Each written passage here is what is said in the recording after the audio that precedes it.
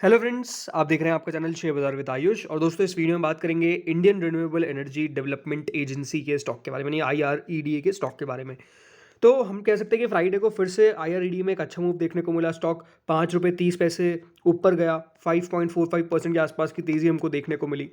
अब देखिए, last video में मैंने एक बात कही थी आपको कि 97 96 रुपीज़ के अगर ये नीचे जाएगा तो फिर दोस्तों यहाँ पर तेज़ी से सेलिंग प्रेशर देखने को मिलेगा। लेकिन जो फ्राइडे को हुआ वो बहुत ही ज़्यादा क्लासिक था। ऐसा क्यों? बिकॉज दोस्तों, जो लो बनता हुआ देखने को मिला वो एग्जैक्टली 96 का था। और 96 के लो के बाद दोस्तों आप कह सकते हैं स्टॉक के अंदर फिर से बहुत तेज़ी से बाइंग देखने को मिली एंड स्टॉक काफ़ी तेज़ी से ऊपर जाता हुआ नजर आया। ऑलमोस्ट हम कह सकते हैं 105 रुपये 65 पैसे तक के लेवल्स हमको देखने को मिल गए थे स्टॉक के अंदर।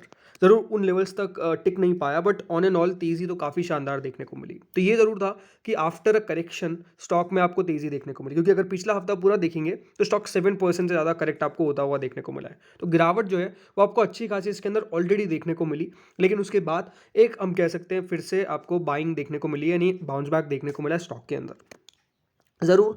अब देखिए, आईआरईडीओ को लेकर हम कह सकते हैं कि काफ़ी कुछ क्वेश्चन ज़रूर चलते हैं कि क्या इन लेवल्स पर लेना अच्छा रहेगा, क्या लॉन्ग टर्म के लिए कंपनी बढ़िया है। ये सब क्वेश्चंस ज़रूर दोस्तों हम बात करेंगे, लेकिन सबसे पहले बात करते हैं जो फ्राइडे को वॉल्यूम देखने को मिली है। सो फ्राइडे को दोस्तों जो वॉल्यूम देखने को मिली है, लेकिन हाँ ये ज़रूर है कि at the end of the day जो सेलिंग साइड पे आपको ऑर्डर्स देखने को मिलेंगे, यानी जो आफ्टर मार्केट ऑर्डर्स है वो ऑलमोस्ट दोस्तों है 1,27,574। अब ये दोस्तों जो है वो सेलिंग साइड पर आपको देखने को मिल रहा है। इसका मतलब क्या है कि थोड़ा सा स्टॉक का जो रुझान आपको देखने को मिला है बाजार बंद होते होते वो ज़रूर थोड़ा सा सेलिंग के साइड पे था, ये हम कह सकते हैं। वॉल्यूम जैसा मैं कह रहा हूँ, ऑलमोस्ट 8 करोड़ 57 लाख शेयर आपको ट्रेड होते हुए देखने को मिले ऑन द सेशन। कुल मिला के दोस्तों हम कह सकते हैं कि 8 करोड़ 57 लाख की वॉल्यूम शानदार देखने को मिली। अब स्टॉक की जो मार्केट कैप है वो करेंटली कितनी हो चुकी है? ऑलमोस्ट 27,000 करोड़ के आसपास, 27,000 करोड़ के आसपास की जो हमको जो इसकी मार्केट कैप देखने को मिली है वो ठीक है। बट अगेन यही इंपॉर्टेंट है हमको यहाँ से देखना कि कंपनी और कितना ऊपर आपको जाती हुई देखने को मिलेगी, क्योंकि स्टॉक के अंदर याद रखिएगा जो 52 हफ्तों के हाई हमको देखने को मिले थे 14 दिसंबर को जो लगा था वो ऑलमोस्ट था 123 रुपये 20 पैसे का। ठीक है, तो 123 रुपये 20 पैसे से स्टॉक काफ़ी तेज़ी से नीचे आया। अब यहाँ वाले लेवल्स फिर से कब आएंगे ये देखना काफ़ी दिलचस्प होने वाला है। लेकिन हाँ ज़रूर, अब आपको एक इंटरेस्टिंग चीज़ बताता हूँ वॉल्यूम को लेकर। ठीक है, तो दोस्तों वॉल्यूम अगर आप यहाँ पे नोटिस करेंगे, लास्ट हम 5 दिनों की 4 दिनों की बात कर रहे हैं, तो इसका लो लगा था 95.55 के आसपास का। ठीक है, ये लो लगा था, यहाँ पर भी तेजी से स्टॉक नीचे जा रहा था। इस समय दोस्तों जो वॉल्यूम हमको देखने को लगातार मिल रही थी वो थी 5 करोड़ 5 करोड़।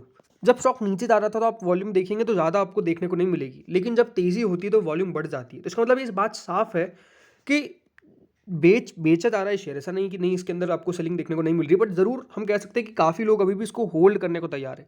और जब स्टॉक में तेज़ी आती है तो वो वॉल्यूम्स के साथ तेज़ी आती है, यानी और भी ज़्यादा जो वॉल्यूम है वो आपको एडिशन होता हुआ नजर आता है। ये एक पॉजिटिव साइन माना जाता है स्टॉक के अंदर जब वॉल्यूम एडिशन हमको देखने को मिलता है। अब देखो, सिंपल सी बात है, एनर्जी की बात सिंपल समझिए आपको, क्योंकि 2023 के अंदर ग्रीन एनर्जी स्टॉक्स जो थे, जो रिन्यूएबल एनर्जी कंपनीज थी, उनके अंदर आपको तेजी देखने को मिली। क्यों? बिकॉज आप देख सकते हैं green energy stock shine bright as India becomes global renewable leader, experts remain bullish. यानी अभी भी दोस्तों जो एक्सपर्ट्स है वो आपको इस पूरे सेक्टर के ऊपर बुलिश देखने को मिल रहे हैं।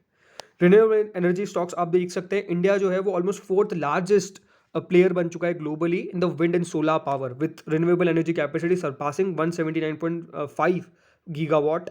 The surge in green energy is driving India's ambitious climate goals and electrifying stock markets. So बात सिंपल है कि दोस्तों जो रिन्यूएबल एनर्जी जो सेक्टर है ये काफ़ी डिमांड में रहने वाला है। यानी जिसके पास जिनका ये क्वेश्चन है कि क्या इन स्टॉक्स में गिरावट देखने को मिल सकती है, तो देखिए गिरावट और तेज़ी तो दोनों एक साथ आपको देखने को मिलती है, वो तो स्टॉक का नेचर है। बट द थिंग इज कि अगर आप स्टोरी के पीछे जाएंगे तो बिल्कुल स्टोरी अभी काफ़ी बुलिश है ग्रीन एनर्जी को लेकर, रिन्यूएबल एनर्जी को लेकर। बिकॉज दोस्तों ये सेक्टर है ये ओवरऑल ग्रो करेगा, अभी भी ग्रो करेगा, आने वाले दिनों में भी ग्रो करेगा, आने वाले सालों में भी ग्रो करेगा। बिकॉज अब आपको पता है अगर हमको जीरो कार्बन पे जाना है, कार्बन एमिशन को बिल्कुल ख़त्म करना है, तो रिन्यूएबल एनर्जी को प्रमोट करना पड़ेगा। एंड ये बात ध्यान रखिए, जो आईआरईडीए के पास मैं कह सकता हूँ एक पॉजिटिव भी है वो एक नेगेटिव भी हो सकता है, लेकिन पॉजिटिव क्या है, देखिए पॉजिटिव यही है कि ये प्राइवेट कंपनीज़ को भी लोन देते हैं, ठीक है। तो प्राइवेट कंपनीज़ दोस्तों सिर्फ इंडिया में कारोबार थोड़ी करेगी, फॉरेन कंट्रीज़ में भी कारोबार आपको करती हुई देखने को मिलेगी। गवर्नमेंट कंपनीज़ है हमारी यहाँ की, तो उनको अगर फॉरेन कंट्रीज़ में ऑर्डर मिलेगा तो डेफिनेटली वहाँ पर भी कारोबार करेगी, तो उनको ये लोन देने का काम करते हैं। अब ज़रूर हम कह सकते हैं कि देखिए जो सेक्टर जहाँ पे बहुत ज़्यादा बुलिशनेस रहती है, बहुत सारे चांसेस होते हैं कि यहाँ पे कोई डिफ़ॉल्ट भी आ जाए, तो ये कंपनी के लिए ज़रूर थोड़ा सा एक चिंता का पॉइंट रह सकता है, बिकॉज उससे कंपनी के एनपीज आपको साफ साफ बढ़ते हुए देखने को मिलेंगे। बट मोर और लेस ये मान के चलना चाहिए कि ये जो पूरा सेक्टर है ये अभी काफ़ी ग्रो करता हुआ नजर आएगा, सिर्फ इंडिया के अंदर ही नहीं लेकिन फॉरेन कंट्रीज़ के अंदर भी, जहाँ पे दोस्तों जो टारगेट है और जिस तरीके से हम लगातार देखेंगे, जैसा भी आपको पता है कि COP28 समिट हुई थी, उसके अंदर सिंपल बात यही कही गई है कि किस तरीके से रिन्यूएबल एनर्जी को और आगे फोकस किया जाए, और उसके कारण दोस्तों स्टॉक में बहुत बढ़िया तेज़ी भी देखने को मिली। फिर कंपनी ने अभी आपको बताया अपना एक नया रिटेल डिवीजन भी लॉन्च कर रखा है, तो आई थिंक उसका भी असर हो सकता है कि आने वाले समय में आपको कंपनी के फंडामेंटल्स पे देखने को मिले। तो ये बहुत सारी चीज़ें हैं जो आई थिंक रोल प्ले कर सकती है इस स्टॉक के अंदर फ्यूचर टर्म में, राइट। अगर सिंपल सिंपल हम देखा जाए इन द लाइन जो जो इंपॉर्टेंट अपडेट्स निकल के आ रहे हैं कंपनी के ऊपर उसको लेकर, ठीक है। बाकी फंडामेंटली कंपनी के ऊपर कोई भी ऐसा प्रॉब्लम आपको देखने को नहीं मिलेगी, सब कुछ अभी कंपनी के अंदर सॉर्ट आउट देखने को मिल रहा है। क्योंकि आप लगातार देखेंगे जो फिनेंशियल मार्जिन्स है वो कंपनी के काफ़ी एक्सपांड करे, 11%, 22%, 29% एंड 33%। तो ये लगातार आपको ग्रोथ देखने को मिली है कंपनी के फिनेंशियल मार्जिन्स के अंदर। तो यहाँ पर जो ग्रोथ देखने को मिलती है ये साफ साफ दिखाता है कि हाँ, कंपनी का रेवेन्यू लगातार बढ़ रहा है, साथ साथ फिनेंशियल मार्जिन बढ़ रहे हैं, तो ऐसा कोई खास प्रॉब्लम नहीं है। अब जरूर कंपनी के क्वार्टरली रिजल्ट्स भी आपको आउट होते हुए देखने को मिलेंगे, तो क्वार्टरली रिजल्ट्स के अंदर देखने वाली बात क्या होने वाली है वो यही है कि कंपनी की ग्रोथ कितनी देखने को मिलती है। जो सितंबर के आंकड़े निकल कर आए थे उसमें कंपनी ने दोस्तों ऑलमोस्ट 1170 करोड़ के आसपास का रेवेन्यू किया था, एंड जो कंपनी का मुनाफा देखने को मिला है वो ऑलमोस्ट आया था 285 करोड़ का। तो यहाँ पर आपको ज़रूर थोड़ी सा डिक्लाइन देखने को मिला। तो इस बार जब नंबर्स निकल कर आएंगे कंपनी के Q3 के, तो Q3 के नंबर्स में हमको ये पता चलना चाहिए कि कितनी ग्रोथ देखने को मिल रही है, राइट। क्योंकि अभी भी कंपनी का जो ग्रॉस NPA रेशियो है वो ऑलमोस्ट 3.13% का है, और जो नेट NPA रेशियो है वो 1.65% का है। तो ये कंपनी कितना और कम कर सकती है इसके ऊपर देखने वाली बात है। बाकी ऐसा कोई, जैसे मैंने कहा, कोई खास प्रॉब्लम नहीं है। और जैसे मैंने कहा Q3 नंबर्स अब बहुत जल्द आउट होते हुए नजर आएंगे, बिकॉज अब बस जनवरी दोस्तों रिजल्ट का सीजन आपको देखने को मिलेगा, एंड कंपनी ने ऑलरेडी देखी अपनी जो ट्रेडिंग है for the designated persons already close कर रखी है। तो इसका मतलब ये कि कंपनी कभी भी अनाउंसमेंट कर सकती है। अभी तक अगर देखा जाए तो कंपनी ने उसको लेकर अनाउंसमेंट नहीं किया है कि कब जाकर वो अपने नंबर्स पेश करेंगे, बट मेजरली मुझे लगता है कि जनवरी के एंड तक नंबर्स कंपनी के निकल कर आ जाएंगे। और बिल्कुल यहाँ पर भी अगर आप देखेंगे तो कोई प्रॉब्लम नज़र नहीं आती है। FIS की स्टेक अच्छी खासी है, बिकॉज अभी फॉरेन इन्वेस्टर्स ने पैसा डाला है। तो लेट्स सी होता क्या है। बाकी हाँ, स्टॉक जिन लेवल्स पर मिल रहा है वो 103 रुपये के लेवल्स है। प्राइस टू अर्निंग के हिसाब से आप देख सकते हैं 32 का प्राइस टू अर्निंग है, और जो कंपनी के पीयर्स है वो ज़रूर इससे थोड़े से ऊपर नीचे ही ट्रेड करते हैं।